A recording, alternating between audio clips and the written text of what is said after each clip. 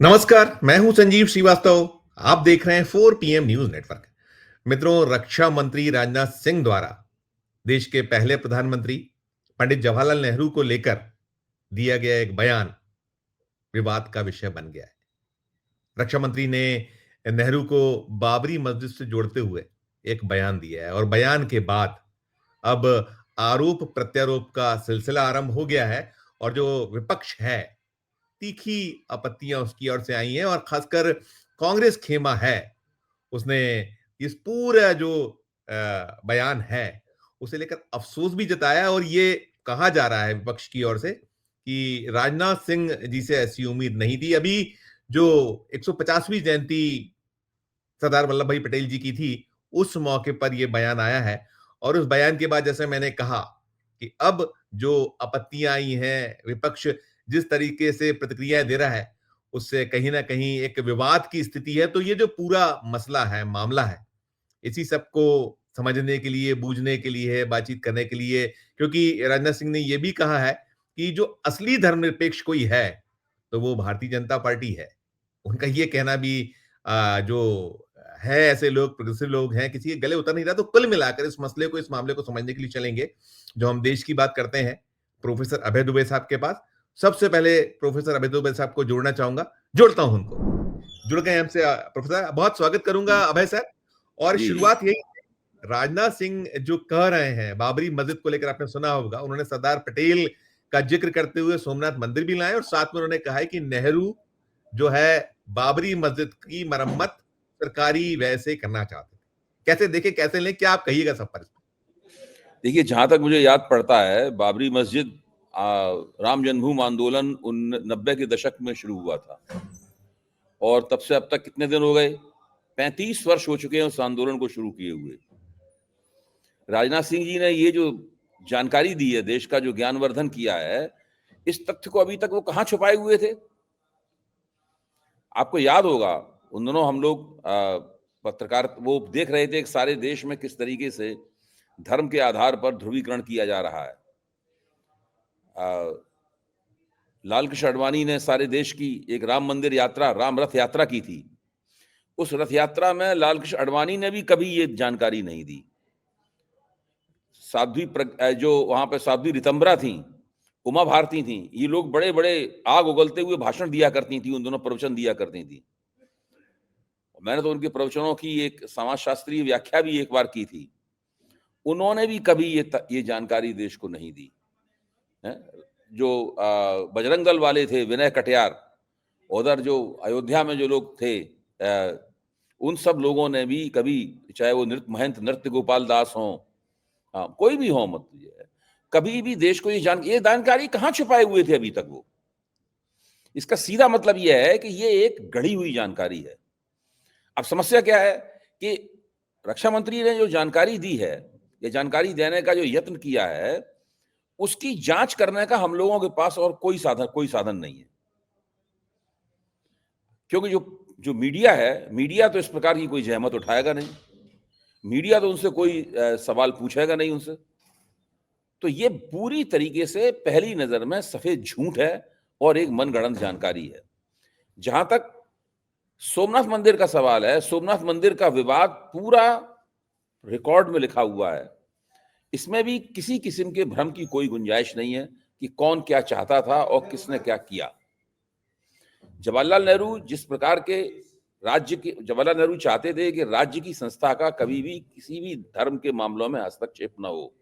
वो सेकुलरिज्म का मतलब समझते थे कि राज्य को सब धर्मों से बराबर की दूरी बना कर रखनी चाहिए और ये राज्य का काम नहीं है कि कोई मंदिर या मस्जिद बनवाए वो। इसलिए ये तो असंभव था कि वो राज्य के पैसे से, राज्य के खजाने के पैसे से किसी भी पूजा स्थल को बनवाने की या उसकी मरम्मत करवाने की कोई बात कहते या कोई प्रस्ताव रखते। वो तो जब भी कांग्रेस के अंदर से इस तरह के प्रस्ताव आते थे तो वो इन प्रस्तावों का हमेशा विरोध करते थे और प्रधानमंत्री के तौर पर पूरी कोशिश करते थे कि वो बातें ना होने पाए। लेकिन उनकी सरकार में एक व्यक्ति का शासन नहीं चलता था, वो नरेंद्र मोदी की सरकार नहीं थी। ये वो नॉन बायोलॉजिकल नहीं थे जवाहरलाल नेहरू। नरेंद्र मोदी तो नॉन बायोलॉजिकल हैं, जो वो कह देते हैं सरकार वही करने लगती है पूरी तरीके से। इसलिए जो सरदार पटेल थे, रफ़ी अहमद किदवई थे और दूसरे बड़े-बड़े नेता जो थे, वो उसमें फर्स्ट अमंग द प्रधानमंत्री की हैसियत फर्स्ट अमंग द इक्वल्स की हुआ करती थी। इसलिए दूसरे लोग भी जो बात कहते थे, उन पे भी जो है उनकी बात भी मानी जाती थी, उनके प्रस्तावों पर भी विचार किया जाता था। जैसे राजेंद्र प्रसाद थे, तो राजेंद्र प्रसाद चाहते थे, राष्ट्रपति थे, वो मान लीजिए बनारस गए, बनारस में राजेंद्र प्रसाद ने ब्राह्मणों के पैर धोए, तो जवाहरलाल नेहरू इसके पक्ष में नहीं थे। उन्होंने इसकी आलोचना की और उनका मानना था कि ऐसा नहीं होना चाहिए। लेकिन ऐसा मित्र नहीं आपका है कि वो उन्होंने कट रहा है, आपका वो कट रहा है, हल्का-सा आप इस तरफ खिसक जाइएगा, मेरी थोड़ा-सा जी, हल्का-सा, हाँ, आपका हाँ, हाँ, बस थोड़ा-सा, बस हाँ, मामूली। जी, हाँ, जी, जी। उनका मानना था कि ऐसा ऐसा नहीं होना चाहिए।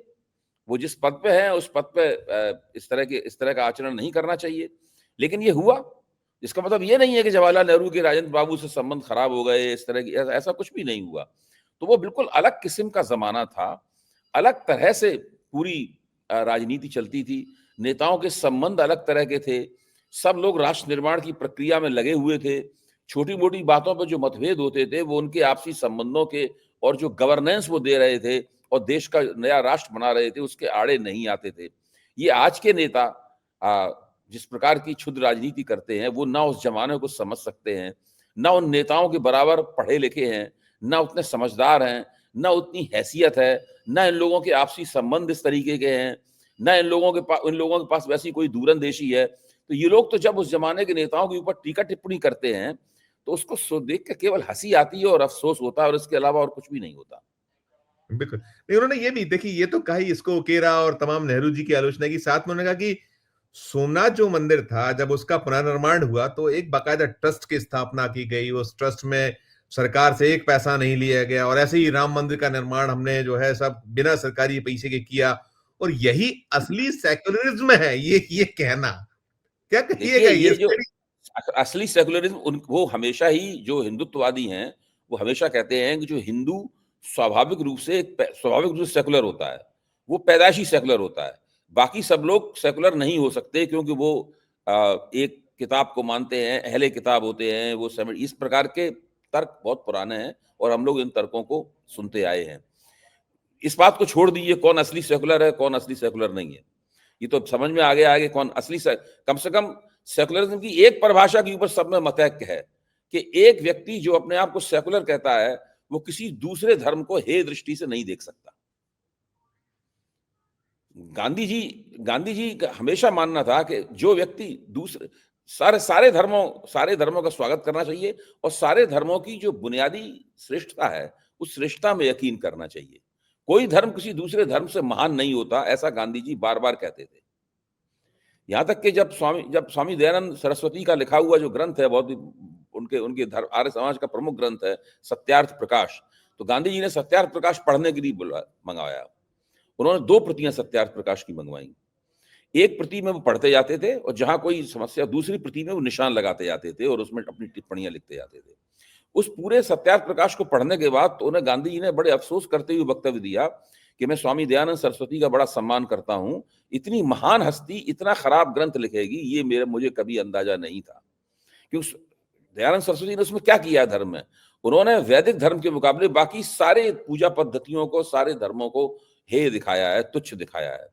और उसमें उन्होंने सिख चाहे चाहे चाहे खालसा पंथ हो, चाहे इस्लाम हो या चाहे ईसाइयत हो, कोई भी धर्म हो, सबको उन्होंने बहुत बुरी-भली बातें उन्होंने उसके अंदर सत्यार्थ प्रकाश में कही हैं। इस बात का गांधी जी ने विरोध किया था। तो सीधी बात यह है कि जो व्यक्ति सेकुलर अपने आप को कहता है, वो पश्चिम से आए इस सेकुलर विचार का हामी हो या ना हो, ये तो छोड़ ही दीजिए। भारतीय संदर्भ में कम से कम वो इतना मानता है कि भारत के सभी धर्म, भारत में जितने भी धर्मावलंबी हैं, सभी धर्मों का समान रूप से आदर किया जाना चाहिए। कोई एक धर्म अपने आप को महान बताए और दूसरे धर्म को तुच्छ बताए, ये बिल्कुल उसके अंदर किसी भी तरीके से संभव नहीं है और हमेशा उसका विरोध किया जाना चाहिए। ये सेकुलरिज्म का एक मोटा-मोटा मतलब समझता है और राज्य की संस्था को सभी धर्मों से बराबर की दूरी बनाए रखनी चाहिए। तो अब आप ये सोचिए, इसको छोड़ दीजिए, राजनाथ सिंह जी को तो ये बताना चाहिए कि राम मंदिर के निर्माण के लिए जो चंदा वसूला गया था, सर, बहुत बड़े पैमाने पर चंदा वसूला गया था, जिसके बारे में ये तक चर्चा हुई थी कि अशोक सिंघल के घर में तो ऐसे ही घुसने पर ट्रंकों में रुपया बक्सों में रुपया भरा रखा रहता था। उसका हिसाब कौन देगा? आज तक राम मंदिर में के लिए जो पैसा लिया गया और उसके ऊपर जो पैसा खर्च किया गया, उसका ठीक-ठीक सार्वजनिक जीवन में हिसाब क्यों नहीं दिया गया? राष्ट्रीय स्वयंसेवक संघ के सभी संगठन, खुद राष्ट्रीय स्वयंसेवक संघ, जो कुछ भी लोगों के जरिए प्राप्त करते हैं, भले ही उनको गुरुदक्षिणा के रूप में दिया जाए या किसी रूप में दिया जाए, उसका ठीक-ठीक हिसाब क्यों नहीं देते? वो सब चीजें दबाए क्यों रहते हैं? इसी तरह राम मंदिर का भी सवाल है, वहां भी चीजें दबाए रखी जाती हैं, उसका भी पूरा हिसाब नहीं दिया जाता। जिस दिन वो पूरा हिसाब ठीक से दे देंगे ना, उस दिन वो कहेंगे ये क्या है क्या नहीं है। इनको किसी को तो ये कहने का अधिकार ही नहीं है। अब वैसे मैं उनकी बॉडी लैंग्वेज देख रहा था, मैं वो पढ़कर बोल रहे थे, राजनाथ सिंह बड़े असहज से लग रहे थे। तो ये एजेंडा क्या, इसको इसको कैसे डिकोड कर सकते हैं हम लोग कि ये कुछ नहीं, इन देखिए चीजों ये इन को लोगों का लाना। बहुत पुराना एजेंडा है। देखिए अफवाहों को उड़ाना, गलत बातें, गलत तथ्यों को पेश करना और उसके सहारे एक माहौल बनाना, ये इनका बहुत पुराना एजेंडा है और नेहरू परिवार की ये विशेष रूप से दुश्मन है। जब राष्ट्रीय स्वयंसेवक संघ इस तरह की प्रभुत्वशाली स्थिति में था भी नहीं और भारतीय जनता पार्टी की राष्ट्रीय स्तर पर कोई ऐसी बड़ी हैसियत भी नहीं थी, उस वक्त भी अगर आप इनके प्रचार तंत्र के ऊपर गौर करें, किस तरह की बातें ये नेहरू परिवार के बारे में लिखते थे, मोतीलाल नेहरू के बारे में क्या लिखते थे, जवाहरलाल नेहरू के बारे में क्या लिखते थे, इंदिरा गांधी के बारे में कितनी आपत्तिजनक बातें ये लोग लिखते थे और प्रचार करते थे। मैं तो उन बातों को बोल भी नहीं सकता, इतनी खराब बातें हैं जो इन लोगों के बारे में लिखी जाती थी। वो ये सब तब भी ये लोग इस तरह के प्रचार किया करते थे और आपसी खुसफुसाहट में जो बातें होती थी, अगर आप उनको सुन लें तो आपको ताज्जुब होगा कि किस तरह के लोग हैं ये। आपस में ही उसी तरह की बातें करते रहते थे ताकि उन लोगों को झूठ पे यकीन हो जाता था। झूठ बोलते बोलते जब आप आपस में भी, घर में भी वही झूठ बोले, आपस में भी वही बात बोले, तो आप उस झूठ को ही सच मानने लगते हैं। इस पूरी प्रक्रिया के द्वारा ये लोग उस झूठ में अपने आप को स्थापित करते थे। और इसी तरीके से इन लोगों की राजनीति इसी तरीके से आगे बढ़ी है। ये तो इस देश और लोकतंत्र का दुर्भाग्य है कि इस वक्त ये लोग देश में शासन कर रहे हैं और चुनाव कैसे जीता जाता है, इसके हथकंडे उन्होंने कुछ विकसित कर लिए हैं। सत्ता में आने और सत्ता में आने के बाद सत्ता को बनाए रखने की जो टेक्नोलॉजी है, उस टेक्नोलॉजी पर महारत हासिल करना ही इनकी सबसे बड़ी खूबी है। बिल्कुल नहीं, देखिए वो तो है ही कि आपके कब्जे में सारी संवैधानिक संस्थाएं, चुनाव आयोग है, ध्रुवीकरण आपका मुख्य हथियार है, इसके अलावा आपके पास बताने के लिए कुछ नहीं है।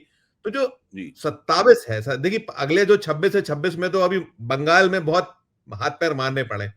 27 की तैयारी उत्तर प्रदेश और साथ में क्या कुछ बीच में जो हालात देश में बन रहे हैं उसमें क्या मध्यवधि जैसे उसके लिए कहीं ये उसकी एक बिसात तो नहीं बिछाई जा रही, ऐसा देख सकते हैं आप ऐसा? नहीं, ऐसा मुझे तो अभी पहली नज़र में नहीं लगता। देखिए, 2024 में बहुमत खोने के बाद में इन लोगों ने ये सोचना, बड़ा सदमा लगा इन लोगों को। इन लोगों ने सोचना शुरू किया कि कोई ऐसी जुगाड़ की जाए, जिससे ये नौबत दोबारा ना आने पाए। तो सब फिर उन्होंने दिमाग लगाकर उन्होंने ये एसआईआर नाम का उन्होंने एक उपकरण विकसित किया। चुनाव आयोग की मदद से चुनाव आयोग पूरी तरीके से कैप्चर कर लिया था। इससे पहले राजीव कुमार थे, राजीव कुमार के बाद, राजीव कुमार के ज़माने में ये ज्ञानेश कुमार उनके आयुक्त थे, वो मुख्य चुनाव आयुक्त थे। तब संधू भी हुआ करते थे उस वक़्त।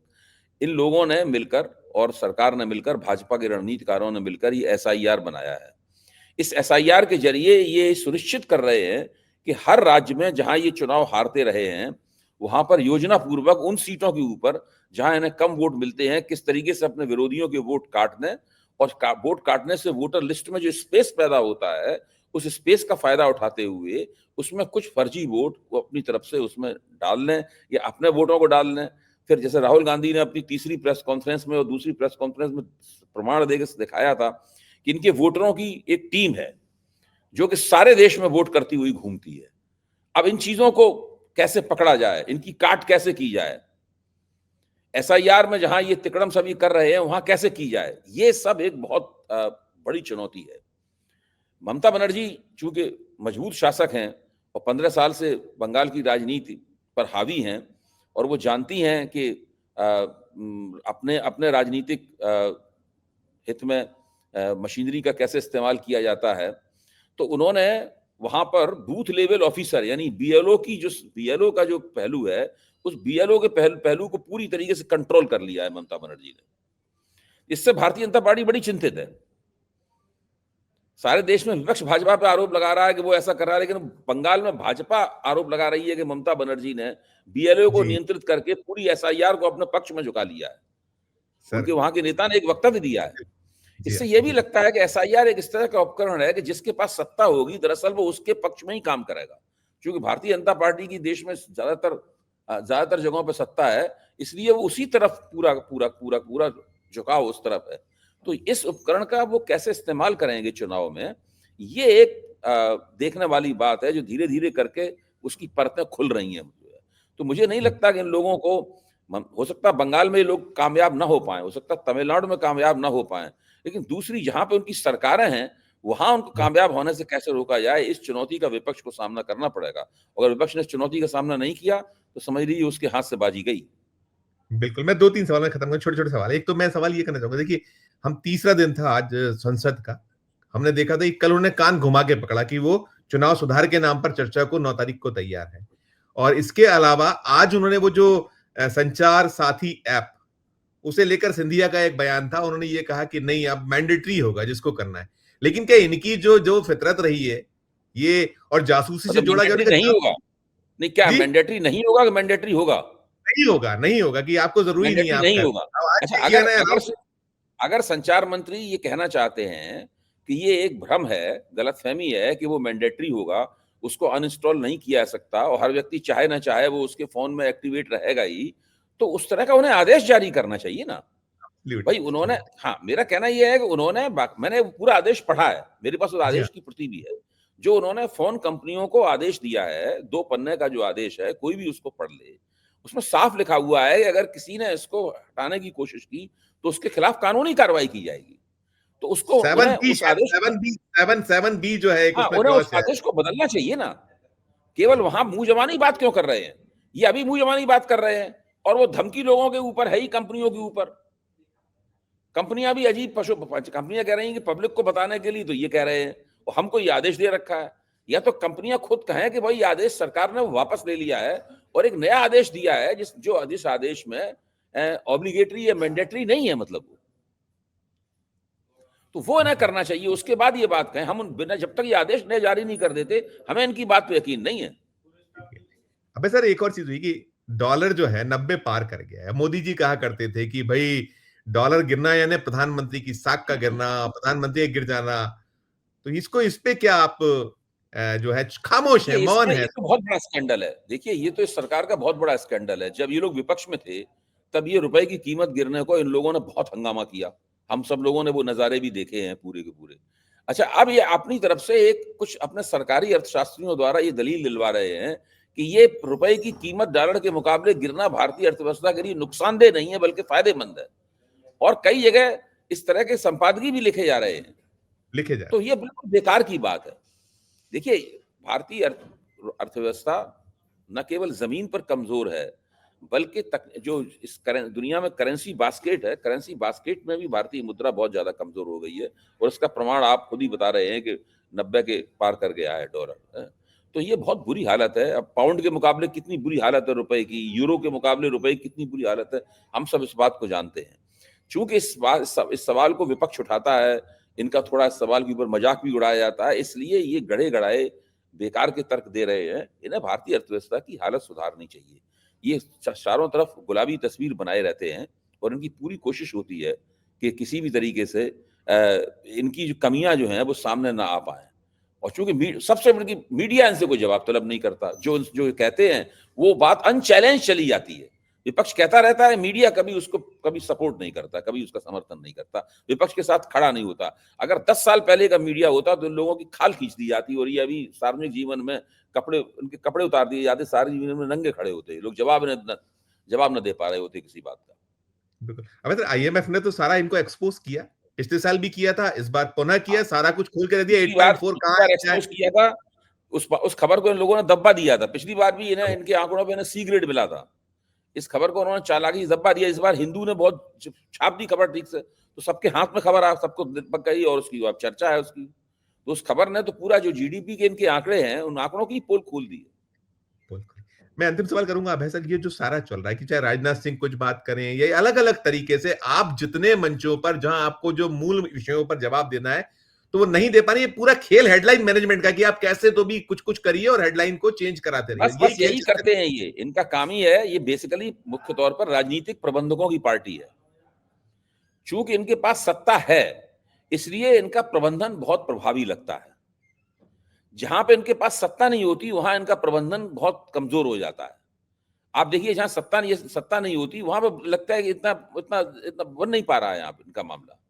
जहां चूंकि सत्ता इनके पास है, इसलिए इनका प्रबंधन हर जगह बहुत ही कामयाब लगता है।